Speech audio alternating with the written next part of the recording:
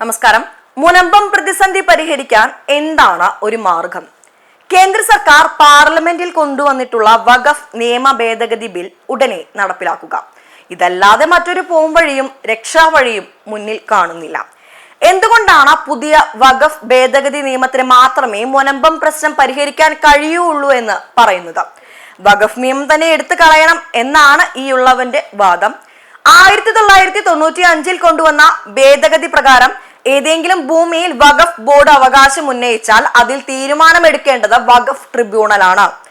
ഈ ട്രിബ്യൂണലിന്റെ തീരുമാനം വന്നതിന് ശേഷം നിങ്ങളുടെ കയ്യിൽ പണമുണ്ടെങ്കിൽ ഹൈക്കോടതിയിലോ സുപ്രീം കോടതിയിലോ നിങ്ങൾക്ക് പോകാം.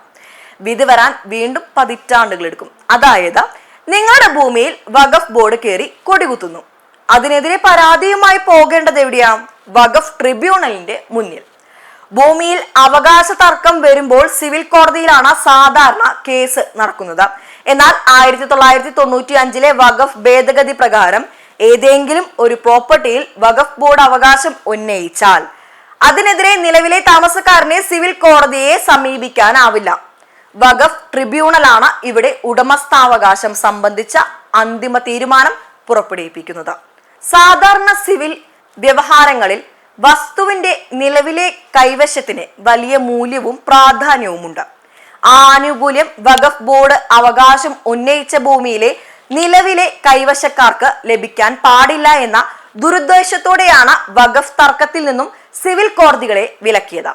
വഖഫ് ആക്ട് പോലെ ഇത്രയും കുടിലവും ക്രൂരവുമായ മറ്റൊരു നിയമനിർമ്മാണം സ്വതന്ത്ര ഇന്ത്യയുടെ ചരിത്രത്തിലില്ല. കേന്ദ്ര സർക്കാർ മുന്നോട്ട് വെച്ചിട്ടുള്ള വഖഫ് ഭേദഗതി എങ്ങനെയാണ് മുനമ്പത്തെ ജനങ്ങളെ സഹായിക്കുന്നത്? വഖഫ് നിയമ ഭേദഗതി ബിൽ പാർലമെന്റിൽ പാസാക്കണം. ഈ നിയമത്തിനെതിരെയാണ് കേരളത്തിലെ നിയമസഭ ഐക്യകണ്ഠേന പ്രമേയം പാസാക്കി അയച്ചിരിക്കുന്നത്.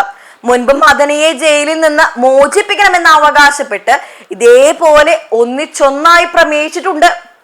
മുനമ്പത്തെ താമസക്കാരെ അവിടെ നിന്നും ഇറക്കി വിടില്ലെന്നാണ് ഇപ്പോഴത്തെ വീരവാദം. ശരിയാണ്.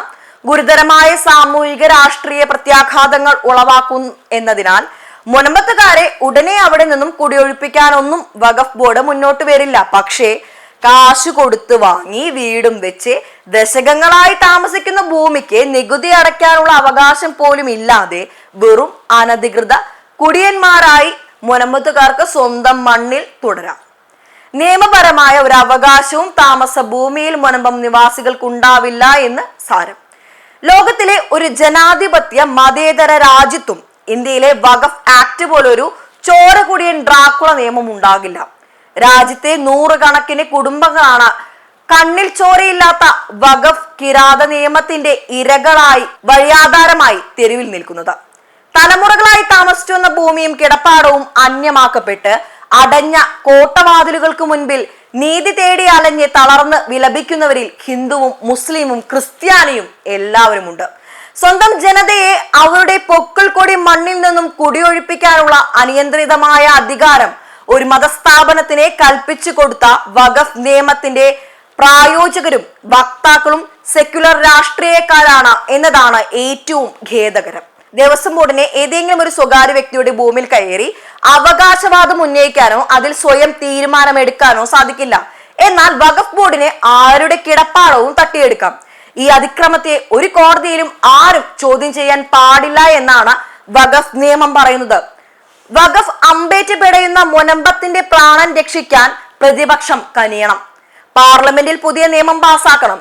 കണ്ണിൽ പൊടിയിടാൻ വരുന്നവരെ സൂക്ഷിച്ചില്ലെങ്കിൽ വഖഫ് വൻതിരയിൽ ഒലിച്ചുപോകും മുനമ്പത്തുകാരുടെ മണ്ണും ജീവിതവും. ഇതിലെഴുതിയതിൽ എതിരഭിപ്രായമുള്ളവർ ഇന്ത്യയിലെ നിലവിലുള്ള വഖഫ് ആക്ട് 52A പഠിച്ചതിന് ശേഷം മാത്രം വരിക. കടപ്പാട്, ഫേസ്ബുക്ക്. News desk, Bharathabhoomi.